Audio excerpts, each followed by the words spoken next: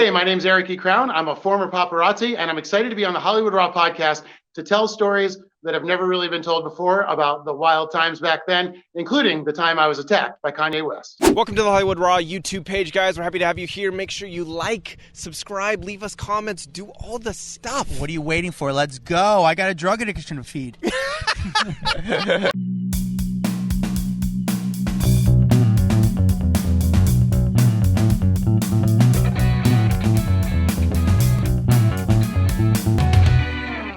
Our guest today is now a documentarian, but they formerly were a paparazzi during the heyday of paparazzi. This is the time when Britney Spears is taking her umbrella and hitting against cars. This is the time when Paris Hilton and Kim Kardashian and Cole Richie are trying to become the biggest celebrities in the world. And he was working for the biggest entertainment company on the planet at the time, TMZ, because they were the ones crushing all of the news. So take it as you will. But we have Erik E. Crown on, documentarian, producer, former TMZ paparazzi, and friend of ours. Welcome, buddy. Erik, thank you for coming on the podcast. It's always good for me to talk to other guys who've done what I do and what we've done, because it's reassuring in a way. There's not that many people in the world that do what we have done or do what we do. If you said someone's a lawyer, there's a lot of lawyers out there, but when there's a lot of guys who are journalists or paparazzi, like, you are, or we have done, there's not that many of us. It's a little bit of a fraternity. So, but, Sure. how does someone become a paparazzi for your story? It's kind of funny. In order to get the job, I actually made up my entire experience to get it. I went to TMZ, and through a friend of a friend, I've been working regular TV, and then the friend of my friend got the information to talk to TMZ. And I remember I told them that I worked at the airport and I knew all of the ins and outs, and I had never even actually been to that particular airport. And then they said, well, we're going to give you a test. And they gave me some images and said, do you recognize this celebrity? And I had no idea who anybody was. So. And you were able to pass the test with not knowing who any of the celebs were? Well, my first time I failed miserably. Then they gave me a stack of like Star magazine and stuff and said, go study these. And then 2 weeks later, took the test and passed. So I had to it was a crash course in pop culture for me. It's so funny. Okay, so when you started, because you were at TMZ back in what, 2007, was it? Is that when you started? I believe so. Yeah, the kind of year. Yeah, 2000. So for people, 2007 was like when TMZ first went on TV. Like TMZ started up in like 2005, and we, were running the website, but the TV show started in September 2007. So you were in there right when the TV show started getting going. But did you want to be a paparazzi? Was that your goal, or did you just want to work for TMZ when you came in for that interview? Sorry, could you repeat that last part again? The signal went out for a quick second. Oh, it's all good. So I was just curious, when you came in to interview, were you just wanting to work at TMZ, or were you actually wanting to be a photographer, a paparazzi out there? I was just trying to get a job at the moment. And it sounded like fun, camera work, TV, sounded great. And so, yeah, it became an interesting experience that taught me so many lessons, in life that I'm always really thankful for. And kind of like you guys were saying, it is a small group of people, so it's hard to explain to other people that haven't been in that life. It's weird to say it that way, but yeah, it's its own unique experience for sure. Absolutely. So before TMZ, what were you doing for a job? I guess you were working in television. What were you doing exactly?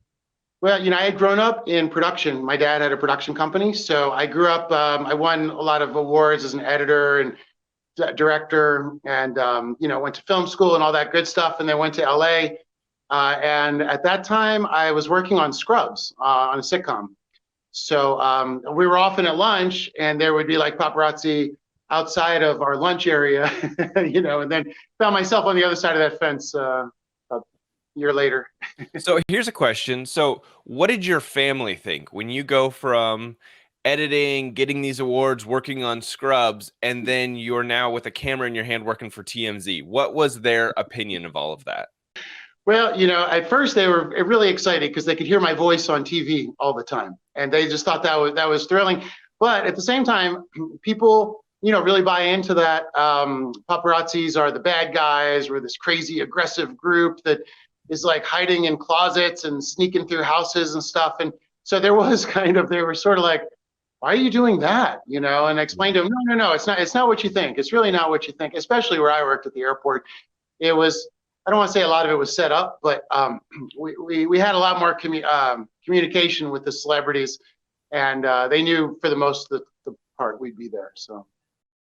Yeah, no, I think, that's one of the big things that Adam and I talk about all the time. It's just the misconception of a paparazzi and how there's such a symbiotic relationship between celebrities and these photographers standing there. The photographers are keeping them relevant, keeping them in magazines and on the websites, and keep people talking about them.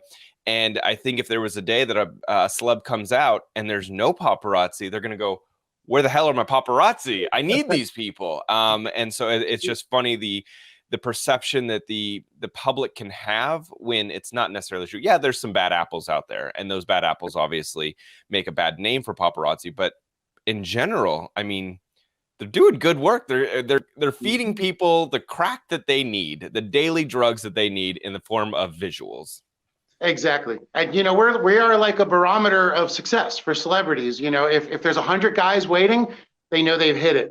The ones that would walk by, nobody would put their camera up.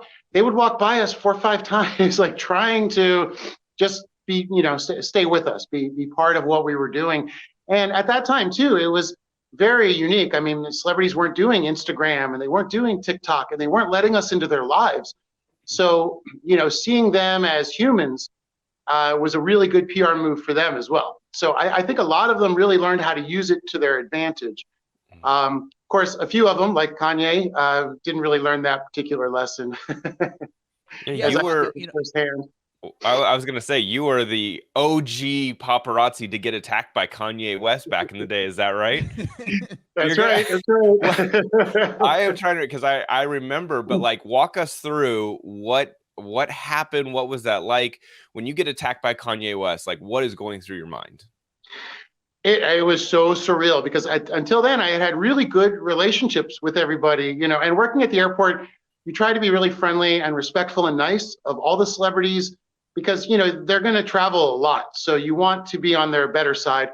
So that morning I had an assignment and I was supposed to go shoot something else. The guy didn't show up, just went to American Airlines to wait, as a lot of celebrities came through there. And somebody said, that's Kanye West down there. I actually didn't know who he was at the time. And then I was like, all right, what is he? A musician. Okay, I'll get the video, boss will dig it. And I was with my brother who was doing still photography for a different company. And so he rolled up and said, hey, good morning, Kanye. And that was it. It just kicked off. They grabbed his stuff. They smashed his camera. Then they ran up the stairs. And all of a sudden, I'm at the top of the stairs and I've got the TMZ camera and Kanye's on it and his manager is on it. And I'm yelling for the police, and they said, there's no police coming. And, it was a big struggle. Then my brother ran up and got into the melee. And as soon as the police turned the corner, I let go of the camera. They smashed the TMZ camera. And, I just remember thinking, this is crazy because if, we never really fight back.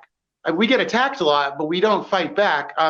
We were at the top of the stairs. Those guys could have easily tumbled down a bunch of, concrete stairs and really hurt themselves. So you're trying to, to manage the situations usually. But I was just like, what is happening? And then the cops grabbed him and by the back of the neck and slammed him into the wall and cuffed him. And I was just like, this is surreal. But at first they let him go through security. He was on his flight to Hawaii. Then we decided to go out, to press charges. So he came back. But it was just surreal. I had never had that much, aggression faced, like that. And yeah, it was my first time meeting him. So memorable. You pressed charges though, you said, right? Well, my brother did for the injuries and for his camera and stuff. I didn't. As a matter of fact, a little known version of the story is that TMZ's lawyer and executive producer actually wrote a letter to the judge asking for all the charges against Kanye to be dropped on my behalf. And I was asked to sign that letter. When I would not sign the letter, they basically let me go within a few weeks after that. So, you know, they wanted to keep a good relationship with him. And I, you know, at that point I knew I was it was over anyway. So I did not know that. I did. Wow. That is the first time I've ever heard that story. I did not know that either. That's interesting. That's tricky relationship between. So when you ran into Kanye after that, did you run into Kanye at all after that experience? It's really funny. Actually, the only time I saw him after that was right after he was on Saturday Night Live. And it was, I guess, a controversial performance. I think he did terribly or something. And so all the guys were waiting for him. And I thought, oh, gosh, I don't want to be here. I don't want to do this video. And then he came down the stairs. And, of course, all the guys were like, hey, that's the guy you attacked. And he went over and he shook hands with my brother. He hugged my brother's girlfriend who had been there at the same time, too. So I think, you know, in a way he learned to kind of manage it. But yeah, that was the second time I saw him, and I think the last time as well. We've also talked about on the podcast before, like Kanye is one of those celebs that you never know what you're going to get that day. If you're going to get mean Kanye, if you're going to get I don't want to talk Kanye, if you're going to get I want to talk Kanye, like you never really know. So I'm not surprised to hear at all that, you know, he can attack one day and then the next day come over and give hugs out. And, you know, I didn't realize it till the second attack, but he seems to know that it'll bring him attention. And I've noticed that he does it right before he drops an album. So he did it with us, and he did it with the second attack at LAX, was also right before his album came out. So, and it's true, you just don't know what's going to happen with the guy. He's a total variable, you know. Yeah. But I have to say, always enjoy his music and his work, and you know he's out there, but you know I don't have any. Yeah, no. And by the way, speaking of being frozen, because you just froze right there on camera, where are you? Because why do you look like you're ready to go live in an igloo? What's happening? I'm done with society. That's it. I'm out of here. Which I think about a lot. No, actually, I'm out in the mountains of West Virginia, and you know, I'm usually nowadays living in very tropical areas. So for me, I'm not really used to this. So I'm all bundled up. It's like snowing out here, and the water's freezing. So yeah, you're the first guest we've ever had that are wearing full ski gloves during the interview. Yeah. I'm trying to harden myself to the elements, you know. Yeah, I'm glad you took time from shoveling your driveway to do this podcast. So yeah. So yeah, obviously you had crazy experiences with Kanye. Wait, I'm sorry. So going back real quick, and first of all, I something that you said to me really struck a chord with me. Back when you were doing it, which was around the 2007 area, there was no social media, so they needed the paparazzi even more to kind of control a narrative or get their photos out there. So I didn't even think about that, but that's something to really consider. The Kanye West thing, your brother, how did that suit end? Did they wound up paying for the camera or no? They did. They settled. And as a matter of fact, Kanye put my brother in one of his songs afterwards, where he talks about breaking a photographer's arm and having to pay him. And it's actually became a lyric in one of the songs. Did he actually break your brother's arm though? They ended up, through the struggle, he ended up hurting his shoulder. I want to say, I don't know if it was dislocated or what the deal was, but it was, he had to go to like physical therapy after that. And he could actually never work shooting after that event. So that was his last time. And that morning before I went to work, my ex-wife had a kidney issue and I had to take her to the hospital. And I was like, I'll be right back. I just got to run to the airport. Ran to the airport. Then the next thing I knew, my brother was at the same hospital. They were in the same waiting ER area. So yeah, we had a whole family down there for that morning. That's wild. When you're working at the airport, how do you know where people are going to be at the airport? You know, are you just like walking around? Do you know that people are on flights? How does it work? You know, to start with, all I had was just walking around. So I would just walk around. The other paparazzi would see me and they'd hide from me because they wanted to keep their stories. So I just would have to spot somebody accidentally and start shooting, you know. So my first week or two, I was turning in stories, you know, like Richard Belzer and, you know, like people that nobody really even knows their names. Paparazzi So don't care that much about. Yeah. Yeah, well, exactly. It wasn't really there, you know, but then eventually we started to make friends and with the people that get them into the you know, into the airport. And we started to know and find the symbols. So when you see what they call a greeter standing outside, you know that they're waiting for somebody high end. You see certain type, you know, that all the different limousine companies and who drives who. So when they would come in, you had a pretty good idea of who was in the car. You know, eventually we started to make good friends with everybody. I was there for a few years, and you know, you start to get to know everybody, and they see you as a sort of a working advocate, you know, as somebody that they can trust, because they'd rather have, you know, myself, who is very friendly to everybody, as opposed to like a big group of guys. And sometimes we'd have them sneak, you know, into back entrances, which was another big thing too. I knew where all the ins and outs of actually where they would sneak celebrities through. So I could always pretty much get anybody that I went for one way or the other. You know, and then ultimately what happened was it got so popular down there that people at the airline started selling lists of celebrities. So, you know, that it's another sort of side thing.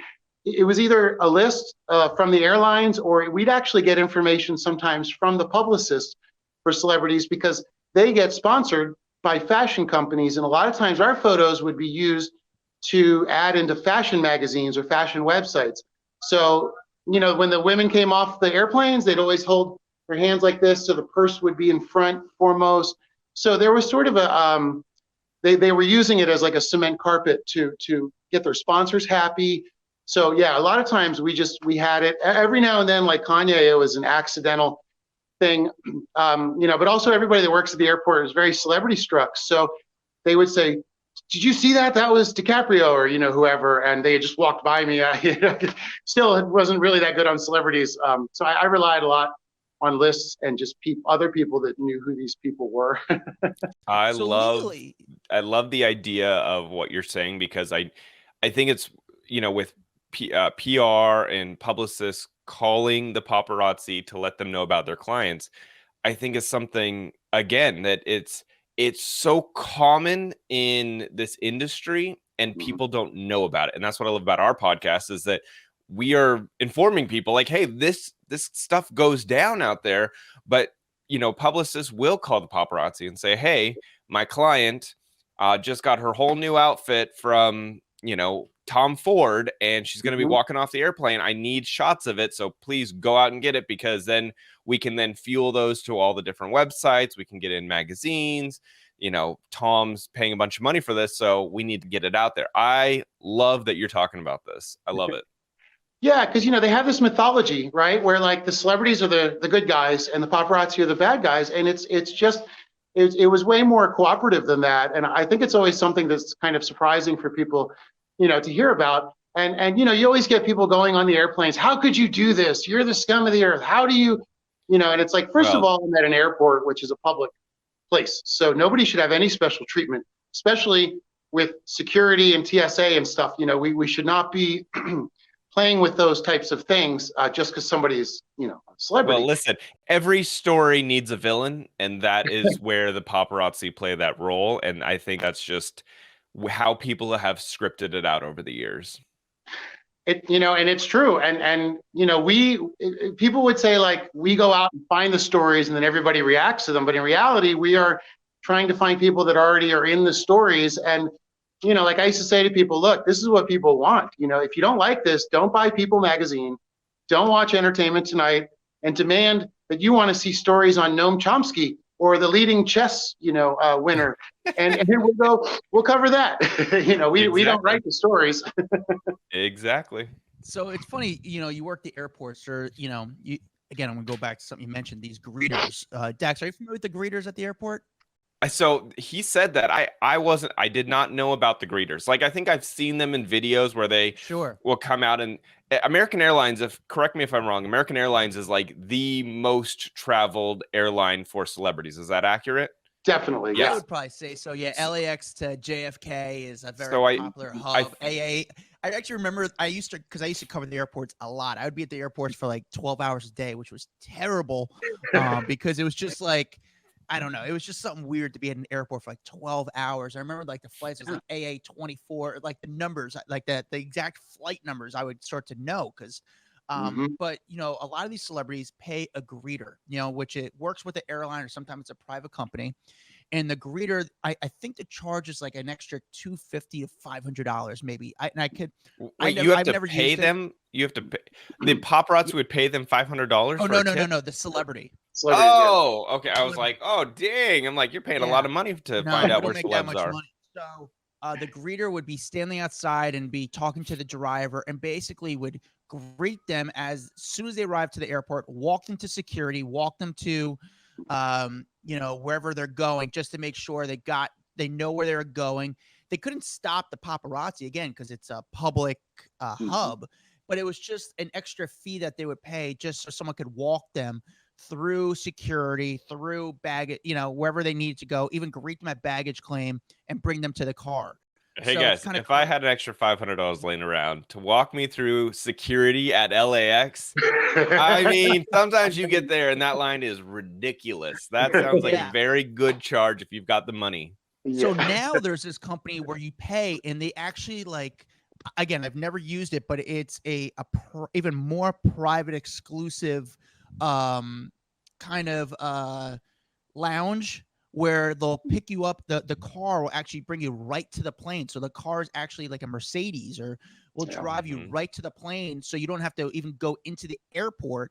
You go into your own private sort of suite where there's like food and you can relax before your flight, and you go walk directly on the plane. You don't even have to go into the airport for some of these celebrities. They built that at LAX too.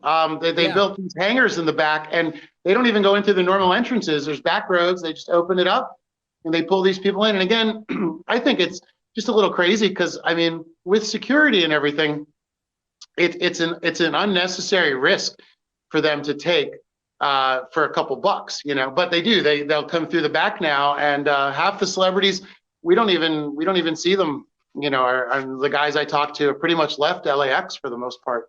Yeah, you don't see that many celebrities anymore there. I know that they're getting less and less footage out of the LAX now.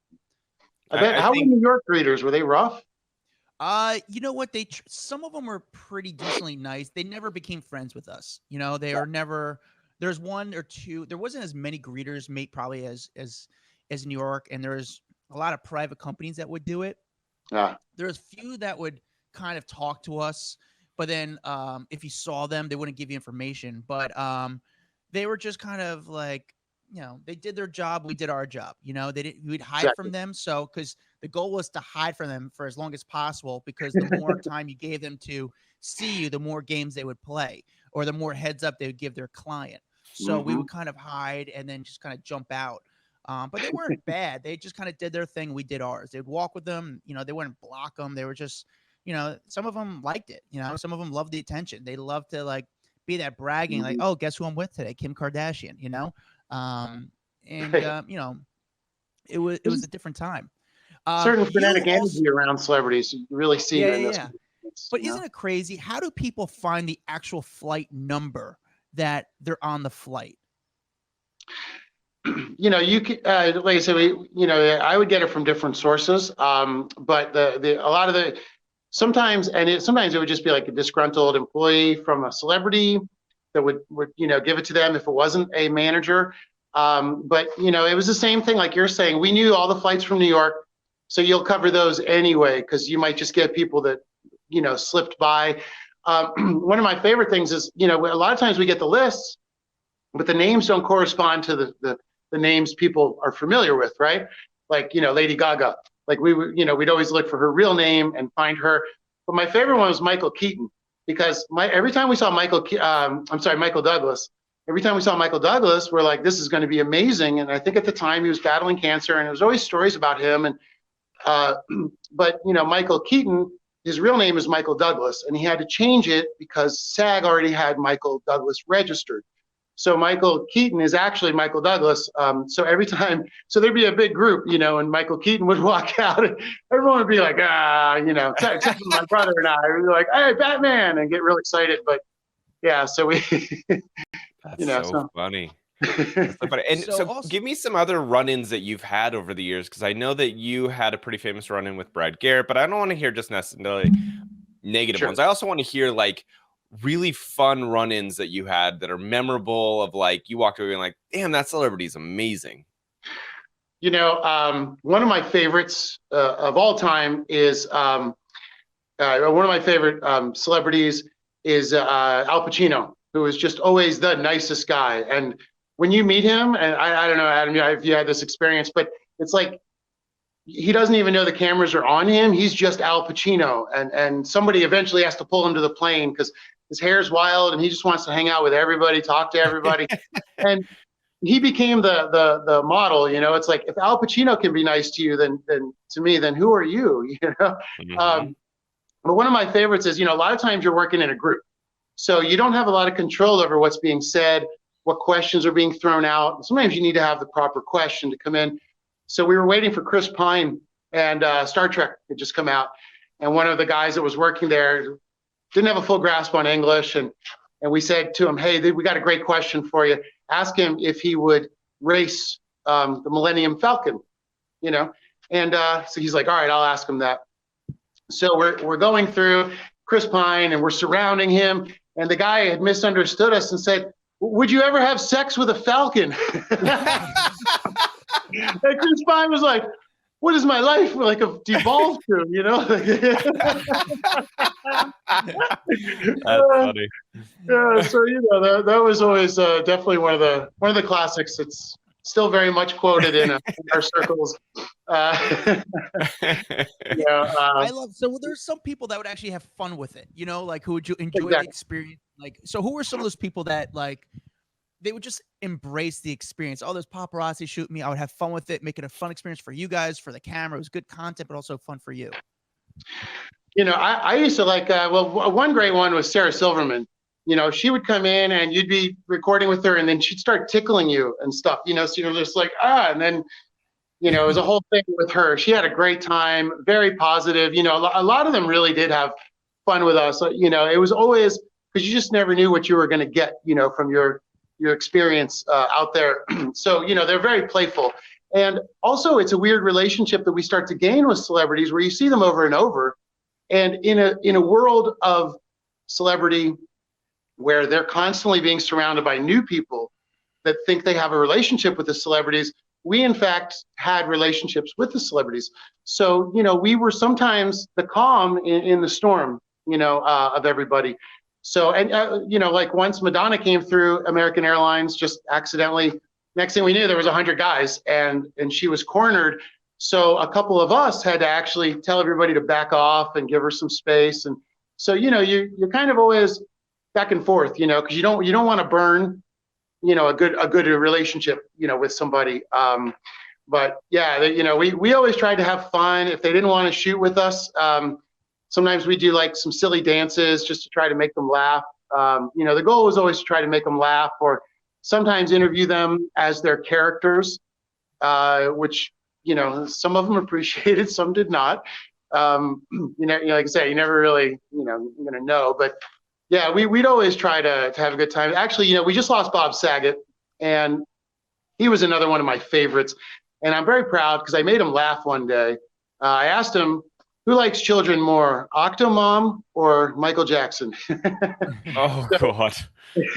He just looked at me and was like, that's the best joke. And then he just took off. So, it was nice when you got to have those types of experiences with them, and you really do get to see them as people, especially the older ones. So you're excited.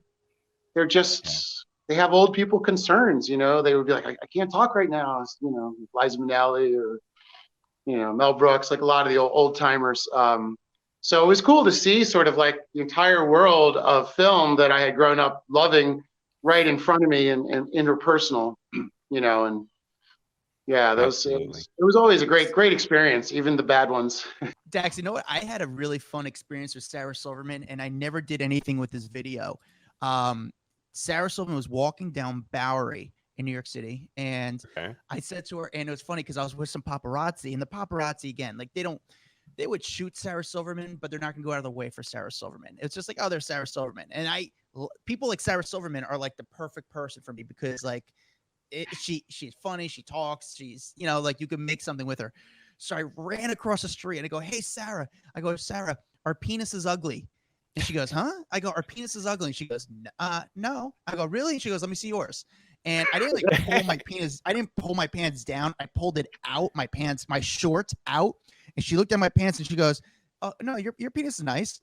And and I thought the video was so funny. And she's like, no, you have a nice penis. And that was the video, which was so funny. And I remember I had the video and I reached out to my boss at the time and said, listen, I didn't pull out my penis, but this is what I did. It was a joke. And I said, like, it was a funny video. She played into it. And he was like, delete that. Just delete that video. I don't want to see it. I don't know that it exists, that you showed her your penis. I was like, why didn't I pull it out? Like, I pulled my shorts out for her and she looked in. Like she embraced it, but the video, never came out, but it was just a funny video. Do you remember when she used to go around and she would literally like grab people's crotches?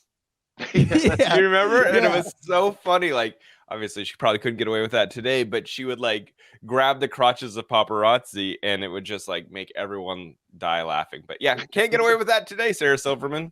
Yeah. Erik, I think a lot of people have questions about Kim Kardashian and her dealings with the paparazzi. I know from my experience, she's always been incredible, just very nice, very kind, very understanding of our jobs. How has your experience been shooting Kim Kardashian, especially at the time you were doing her?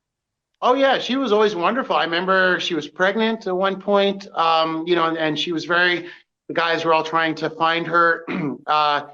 And it was another one of those experiences where I basically said to the greeter, look, you can either come down the back way and I'll be there, or you can walk her in the front way and 100 guys will be there. And so she was always very quick to make those kind of deals with us so that she wouldn't have to be overwhelmed. But she was always very kind, very sweet. Her security was always very nice to us. And, everyone, I think, was shocked when she was with Kanye. And it's like, wait a second, the nicest person in the world is now with this other person who's, who knows what he is that particular day. So that was kind of shocking. But yeah, Kim was always fantastic. And sometimes she would tip us off herself, just so we would know she's coming to the airport. So she was I think she was maybe one of the smartest celebrities of that time. People don't give her enough credit, but she did know how to use us, which we were social media back then, and she knew how to use us for her advantage. I mean, she made an entire career of just. Yeah, and this is when, obviously, this was before she really, really blew up. But you were a paparazzi in 2007, probably the most entertainment desired time in history with Paris and Lindsay and Brittany. Do you have any stories of your run-ins with the trifecta? Well, Paris was another great one. She would text us as well and let us know where and when she would be there so that she could know that we would cover her. And again, very smart, very, very smart business person. Lindsay, yeah, we definitely had a few experiences with Lindsay. She was she was interesting. She did not like paparazzi at all. So she would go to great lengths to avoid us and to hide from us. Yeah, we had one incident where they actually locked all of us in a hallway, and then were able to sneak her onto the airplane. So like they tricked 30 of us, to go in and into this little area, and then they locked us in, and so they could bring her around the other side. So they were big. I think one of the most active, fun ones was Shia LaBeouf, and I don't know how your experience was with him, Adam, but he hated us. He would come out with a bag over his head sometimes. Certain paparazzi, they didn't like each other, and he's a very physical guy, so he'd come out and he would like smack somebody, you know, and that paparazzi would like hit him on the back of his head, and the two would like have this. It was almost like a playful, like, you know, old friends from a fraternity kind of a spat going on. But I always thought that was funny. Shia was a one of a kind that way, you know. Nobody took his anger in the wrong light. You know, but he was definitely very physical. Very physical. Yeah. No, I actually never shot Shia just because for me, footage wise, I never like it just wasn't even worth the edit for me because Shia, I saw him a bunch of times, but it was never like something worth even filming. Him walking from door to door, it just wasn't even worth it for me. But I did get a photo with him one time and he didn't speak. I was like, hey, Shia. And he was a nice guy about it. And I remember like, I was like, hey, Shia, can I get a photo with you? And he was like, yeah, let's do it. And then he just like put me in a headlock. And that was the photo. Like, it was just like fun. It was nice. There you go. It was just like a character. And yeah, he was cool about it. But like for, you know, you guys get in LA better footage of him in New York. It's just like, you know, the one time I missed him was when he was like drunk in like Times Square and running around. So, but there's something you also had interesting run-ins with. And I think this person, I don't know why this person had such animosity towards the paparazzi, was Brad Garrett. You had a run-in with him, right? Yeah, you know, it's kind of funny. I had a few. He, at the time, he had just gotten divorced. So I think he was very internal. And I don't blame him for, you know, being the way he was then. But I was actually, I was being very friendly to him. And he just charged at me and pushed me over, knocked me down, you know, and so then I fell. 'Cause, you know, when you're walking backwards, sometimes that happened. So he just charged me, pushed me, spit on me. He was just a very angry man. And I was like so upset, you know, that like I had that experience. And then about 2 weeks later, we had to take our cat into emergency vet. And there's only one vet that's open on Sepulveda. It's open 24 hours. So we walk in there, it's like 2 a.m. And the only other person in the waiting room is Brad Garrett. And I'm like, oh no. And he sees me and he's like, and I see him and I'm like, you know, like he's with his daughter and I'm with like my ex-wife, and you know, we're just like both waiting for our cats. So it was kind of funny when you have those, you know, experiences, because, you know, for us it's like just on the job thing, but for them they hold those kind of grudges, you know, sometimes in public too. But who spits at the end of the day? Who spits on someone else? Like, that's disgusting. You can be annoyed with someone. You could not want to, you know, your picture being taken, but who spits on another human being? Come on. Yeah, it was a bit extreme. I thought, you know, for him. And he's huge. Like the guy is gigantic. So, you know, I mean, when you're walking backwards at the airport, we would have a lot of people try to defend the celebrities, and they would do stuff like punch us like in the kidney, or, you know, try to trip you as you're walking backwards. And, you know, there was always something going on. So, you know, there was always that danger of walking backwards. And there's always the one guy that falls into the plants or whatever, you know, but it was, you know, regular people, like just like people that would screw with you and try to like bother. These are like regular people that were just on the flight thinking they're going to be the hero protecting the celebrity. And it's like, dude, what are you doing? Like, what You're are you like, doing? Little did you know, this person just called me and told me they're going to be here. So leave me alone. Exactly. And you know, a lot of celebrities knew that, like Sandra Bullock. She was amazing. You know, when people would start to bother us, she would tell them to stop. She's like, look, they're doing their job. Leave them alone, you know. And so it was always interesting to find, because some celebrities really liked it when people interfered and thought we were getting our comeuppance, you know. And other times people were super cool about it. You know, as a matter of fact, there's some of the celebrities demanded that the security be nice to us. And I was always amazed by that, you know, and they would tell them, you know, they're one of the reasons you have your job, because I have fans. And if I don't have fans, you don't have a job. So you better just back off and let these guys do their thing. It's the most successful, most famous people that are the ones that seem to be the nicest. You talk Al Pacino and Sandra Bullock, and you know, these people, they're super A-list celebrities, and they're the ones that get the game. Yeah. It's true. It's true. You know, and that it's their reputation is built on that as well. I mean, I would say that every legend that I met was really nice. Every new celebrity was really usually kind of full of themselves. You know, and a lot of them are not even around now, but the older, kind ones we're still out and about, you know? Yeah. It's and it's funny, the more they kind of work with the paparazzi as far as like, sorry, do you guys hear this, by the way? I hear nothing. You don't hear this? It is. I'm in Miami. It is pouring right now. I'm outside right now. Oh, it's all right. Sorry, Pat, edit that out. Yeah, dude, I don't even move the camera because it is crazy right now. This is insane. All right, back to me. It's funny because the more they work with the paparazzi, the celebrity, the security, the more calmer the situation it is. Usually when there's stuff going crazy, it's because they try to overmanage it in some ways. It's like, guys, you're ruining the experience, and it's more or less just let it go down and just kind of work with them, and everyone will be calm. Everyone gets their shot. Everyone walks out happy.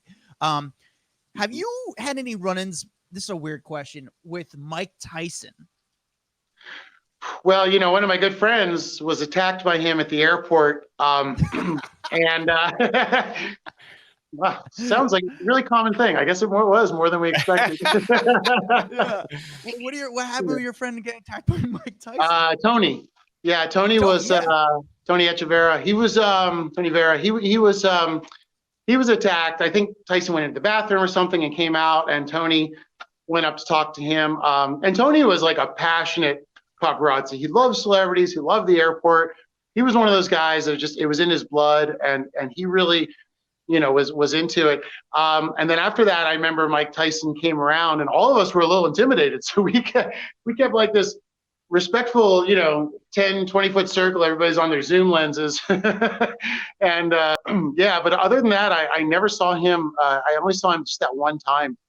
And all he did was like eat a croissant from Starbucks, and he just didn't talk to anybody, you know? So he just, you know, he would, and I always liked when celebrities had food with them. I always thought that was kind of fun, you know? Yeah. Wait, so did he actually, he hit Tony? Oh, yeah. When he came out, Tony asked him a question, and he hit him 2 or 3 times. It caused, you know, permanent damage to Tony as far as his hearing, and he still has ringing and stuff. You know, and so that became a big event. And I think the two of them ended up in mediation and are now on good, you know, good circumstance with each other. But yeah, it's definitely, you know, it's always crazy because, you know, when they get away with stuff that you can't do, like nobody else can do, you know? Yeah. So they really do have a lot of leeway. But, you know, a lot more than that, it was the heroes or the people like, you know, I had a camera knocked out of my hand by Dave Navarro's driver, out of all people. So random. Yeah. Yeah. You know, like these people don't understand because they're so excited about the celebrity that they forget that there's laws, you know. And so I called the police and said, I'm going to press charges against this guy. He assaulted me. And, you know, Navarro was like, oh, man, please, I just want to go home. Like, I need this driver. Like, you know, what do you want? You want I was like, he probably didn't even know the guy. He probably just hired someone for the day, and this guy is trying to be the hero. And Dave's like, damn, I don't need a hero. I just want to get home. Like, leave me alone. The guy's been on tour for like 7 months, you know, and all of a sudden he's like negotiating with me and the police. And so, you know, you kind of feel bad in a way, you know, because so many celebrities you start to understand are property of the studios, property of the managers, and you know, they work a lot. They travel so much. I think people forget how hard they work, you know, but they really do give it, you know, they're out all the time. Well, and just being on all the time. Like, imagine just everywhere you go, people are watching you, they're judging you, they want to see what you're like. Every interaction is something memorable for that person for the rest of their life. And like, that's a lot of pressure all the time for a lot of these celebs that people don't realize. Very true. It's true. And, you know, and yeah, everybody thinks that they are the character that they fell in love with, you know, and then these celebrities are just, at least at the airport, they were always just kind of regular folks, like my bag's lost, or, like, I need to get a coffee, or, whatever. Nothing too extraordinary happens there. And just imagine people always wanting to talk to you. Like, that would get so old. I'm not even famous, and I've had people come into talk to me while I'm at the urinal. Like, I'm like, what are you doing right now? I'm glad you like something that I've been on, but this is weird. Like, this should be a no talk zone, like not a urinal. So overall, That's true. Like, who would you say was the nicest person, the nicest celebrity? Nicest celebrity. I would have to. It'll either be Jeff Bridges, who literally just is the dude. There was like no character needed. Like, he just, Jeff Bridges is one of the nicest people. But he would be tied with Al Pacino for sure. As far as being the most, unfazed by the concept of celebrity and just down to earth. Yeah, for sure. I definitely think they were always my top two. Who left you the most like starstruck? Wow, that's a good question. Gosh, oh man, I forgot the guy's name right now. Well, you're still starstruck from him. That's amazing. I am, yeah. I'm still a fangirl over here. He had all the reconstructive surgery on his face, 9.5 weeks, chihuahuas. Oh, are you talking about Hugh Grant? No. He was in the Boxer movie. Mickey Rourke? No. Mickey Rourke. Yeah, Mickey Rourke. Mickey Rourke was one of the best guys in the world. He would show up early. He would just sit with his chihuahuas, and we just hang out. Right. With he him. did have all those dogs. I forgot about that. Yeah. He had so many damn dogs. Oh, he was so adorable with them. He was just like the most doting, dad. And so we would just sit and hang out and play, with the dogs, and just, it was a very like, you're hanging out with a friend, and unfortunately, sometimes, I was always dressed in like pajamas and sweatpants and stuff. So he used to have a lot of fun making fun of me whenever he saw me, but he was great, because as being, coming from a kid, he was always in so many movies that I saw, and then to meet him and just find that all he really cared about was his chihuahuas. It was really nice experience. So listen, I mean, we could talk paparazzi all day, every day, but that is not your job anymore. That is something that you've done in the past. You are now doing documentaries. You've now completely transitioned what you're filming. So how the hell did you go from being a paparazzi to a documentarian? It was actually, I have to say, TMZ was a great experience. And after that, I worked doing more video for companies at the airport. And it really taught me the art of interviewing on the fly, shooting in any lighting condition, shooting in any condition possible, and always getting your story, always getting your footage. So I wanted to divert my attention. Unfortunately, as I was doing my work, I had been diagnosed with cancer, and it got worse and worse progressively. So, eventually I wanted to switch over and start doing stories that I felt would help illustrate problems that we could maybe pay attention to, and also work in conservation. So at that point I started traveling, and I went to the Amazon, and, I shut down illegal fishing vessels in the South China Sea. We did anti-poaching campaigns around the world. And I started doing video for the groups that I was doing these direct action campaigns with.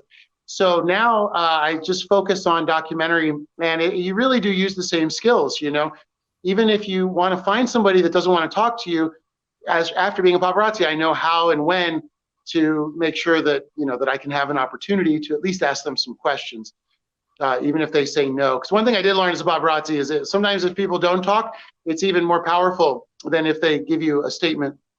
So, for me, it's been a great transition. I love it because I love having a camera in my hand. I love being in the field. I love the not knowing what's next. And all those things made being a paparazzi like the most fun job I've ever had in my life. It is like, I always say it's $1 million experience I wouldn't give 10 cents to redo. And you brought up your cancer diagnosis, which led to Phosphate, correct? The film yes. that you did. So can you tell us a little bit about that? And I want to briefly touch on that, but I really want to get to the Harambe kind of documentary that you've got going. So tell me a little bit about Phosphate, and then we're going to transition over. Sounds good. Yeah, Phosphate, as I was traveling, I found out that there was a rise in children's cancer in this particular area in Florida called Bone Valley, which is in the very center of Florida, and it came from phosphate mining. So I went down there to go meet the residents, and I spent a few weeks just rolling around in their cars, doing water testing, doing Geiger counter testing, and to try to find the story of why these people were getting sick. I have an environmental cancer that they don't really know how to treat, so I still have it. It's untreatable, so it's only manageable.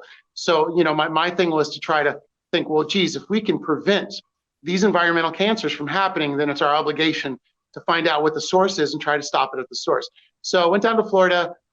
It was a mind-blowing experience to see this kind of air, water, and land poisoning that these people are having to face, and they don't have a voice. So, I was really proud to give them a voice in Phosphate. And as a result of the movie, I'm really happy we've been able to get their story out. A lot of the local press will stop what their story is, and they don't really give them, much credit. So I was really happy to get it out to an international audience, and that a distribution company would take the chance on such a controversial story. But for me, it's all in the effort of, the cancer was wonderful. It actually became like a sharpening stone for my soul, and I realized I needed to do something that made me proud of who I was, and what time I had left I wanted to use to contribute to a better tomorrow. So for me, environmental topics and animal rights topics are very important. So Phosphate was one that was really close to my heart, and we were able to prove scientifically that there are issues, and it's now leading to reform in the area. So I'm very proud to see those kind of changes come out from just telling a true story.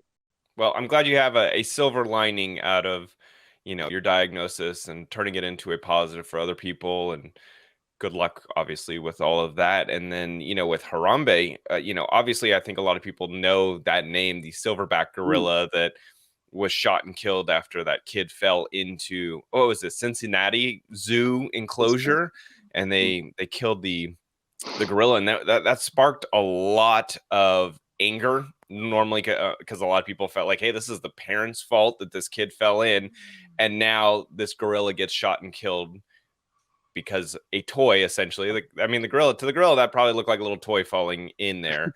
I get both sides of this. Obviously, being a parent, if my child fell in a cage, I would be like, do whatever you have to do to get my child out. And then I see like the animal rights activists out there saying there should have been a better way.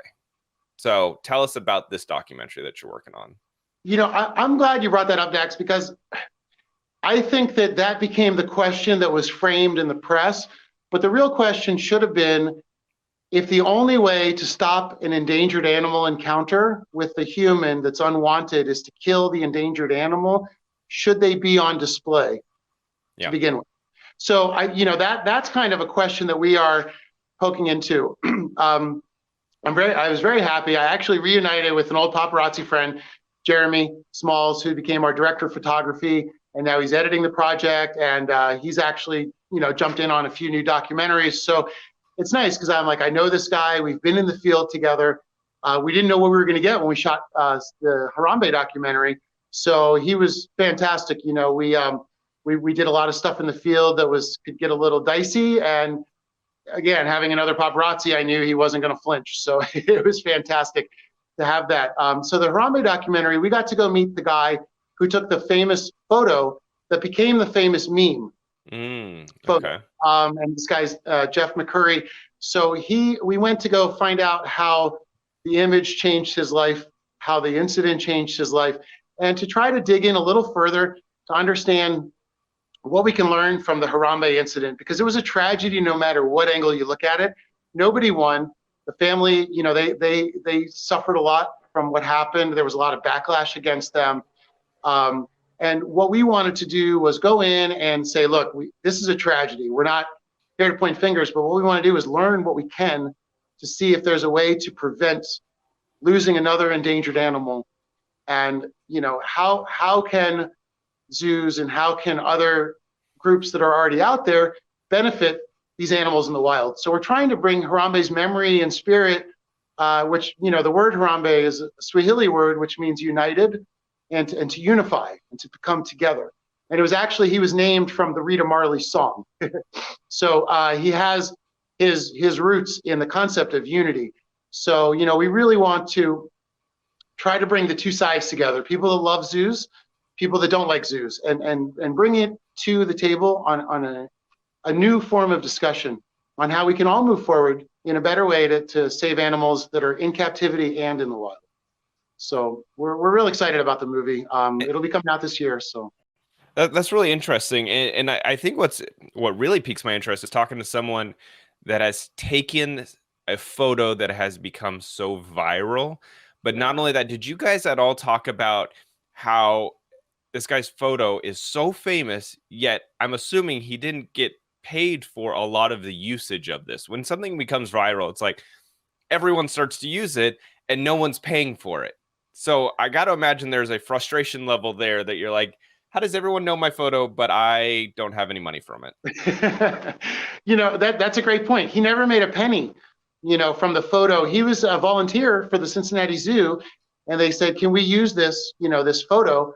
And he's like, sure, go ahead. And so he never made any money, but he was very proud that, because he loved Harambe a lot. They had a good relationship. He would go there every day, and he would sit there with him and take photos and video.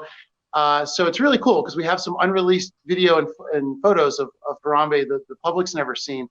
But it's interesting because enter 2021 and we have an NFT sales for the first time. And NFT is changing the entire landscape for artists and for digital photographers. So he actually was able to put his Harambe photo up for an NFT sale, of which he gave 10% to the Harambe Foundation to fund anti-poaching programs in Africa. But we were there and we got it on camera and watched how somebody goes through this process of selling an NFT and this new world of NFTs. So it was like a very poetic justice. How much did he sell it for? I believe it sold for $85,000. 85,000, yeah. And people just have like unlimited money. Like, here, I'm going to pay for something just virtual. It's so crazy. The whole NFT thing is wild. I still don't fully understand it myself. I mean, it's a little confusing, and now there's so many NFT sales. And, there's only one NFT meme agent. And he happens to be this guy's agent. So this agent sold Grumpy Cat was his first client. Wow. And so from there, it's evolved. And now the guy is handling all viral memes and viral photos. So it's a really interesting section of our world. And yeah, I mean, think that somebody would spend $85,000 just to say that they have the rights or they own the original of the thing. It's going to be interesting, to see how that evolves in time. Fun fact, by the way, Grumpy Cat smelled like urine. Oh, oh my God. I met the cat. I mean, obviously super cute cat, but it was like a dwarf cat, and then it could like barely walk. But then I remember holding it and taking pictures, and like once they took the cat back, I was like, oh my God, I smell like urine. Like, what is happening? And apparently it was just like such a stinky cat. Anyway, that's all. Now we know why he was grumpy. So Erik, where can people keep in touch with you, kind of follow up with your work? Where can they see these projects? They can go to my website, which is just my name, erikecrown.com. And also, we have different projects. So if you want to see Harambe, you can go to harambemovie.com. And we also have a Facebook group that we've got going. And we have a new project coming up, Cancer Alley, where we're going to go paddleboard 100 miles of the Mississippi as a fundraiser for children with cancer while investigating the environment in that area. So we got all kinds of projects coming up, so yeah. And again, bringing back my paparazzi good friend, Jeremy. So it's nice to have somebody, like I said, somebody else that knows what it's like when you're out in the field. Yeah, Jeremy's a good guy. Make sure you follow him, Paparazzi Safari. He's a fun, good guy. It's good to see. Safari, it's great. Yeah, dude. It's good to see a former paparazzi doing well. I'm proud of you, buddy. Keep doing up the good work. It's cool to see you doing some good things. I appreciate your time. I could talk. I love hearing paparazzi stories. They're just so fun and funny and interesting. I don't know. This is. I have so many of them. So when I talk to other guys, it's good to hear their experiences and share their experiences. So, dude, I really appreciate your time, man. Congratulations with everything.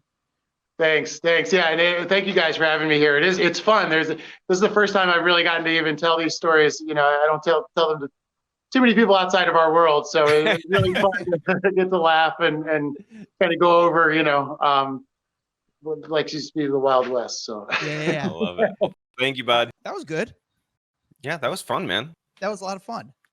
I haven't talked to him in ages. But it was fun to catch up. I'm very impressed just with how far he's been able to come with just, a camera, and now you're doing documentaries, and you're doing big documentaries, Yeah, no, he's got big documentaries, but again, I love talking to guys who are in the thick of it when it was crazy times. Like, guys like him are part of the reason why Kim Kardashian is so big. Guys like him are part of the reason why Paris Hilton's so big. Like, it was a different time. Social media did exist.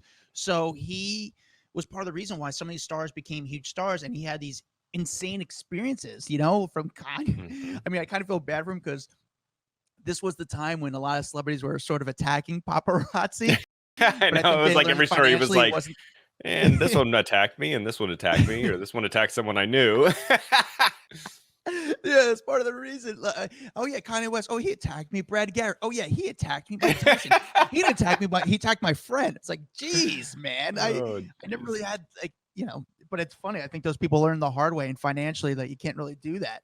But it's it's wild. It's crazy. But I mean, again, from working Kanye West, you just never. It's like one of those things, you go for Kanye West because you never know what he'll do. He either could be the nicest guy in the world and show off something or break some news to you or give you some crazy interview, or he's going to attack you. So it's one of those things. Hey, it's a home run. So it's a lot of fun, but it's good to talk to Erik. And thank you. And we haven't had a paparazzi on in a long time. That was fun. I don't. Yeah. I feel like we've been booking so many people that we've forgotten about getting the paparazzi on. That was a great interview, and makes me want to have, again, more paparazzi. And if you guys have any suggestion of people you want us to talk to, or you know a friend that's a paparazzi, or hit us up by all means. We've obviously got our Facebook page that you can come to. We've got the private Facebook page where you can interact directly with Adam or myself.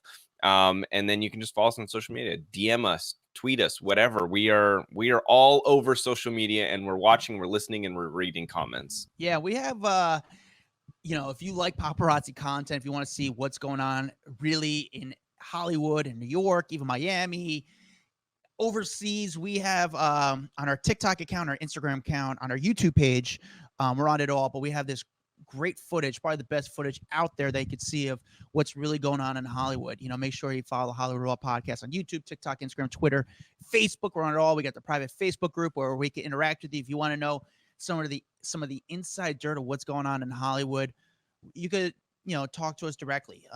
We got some really good scoops, some stuff that we could talk to you privately about for legal reasons. We can't can't kind of say it on the podcast, but I'm telling you, my sources are pretty good. So is Dax's. We've been in this game for a while. You could find me at Adam Glyn, Glyn. You can find Dax Holt at DAXHOLT, Dax Holt. Leave a review. It's the best thing you do to support this podcast. And we'll see you guys next time. What's up, guys? If you like that video, there's plenty more that came from. Make sure you like, subscribe, hit the bell so we can just feed you all the goodness daily. Hurry up. Come on. Let's go.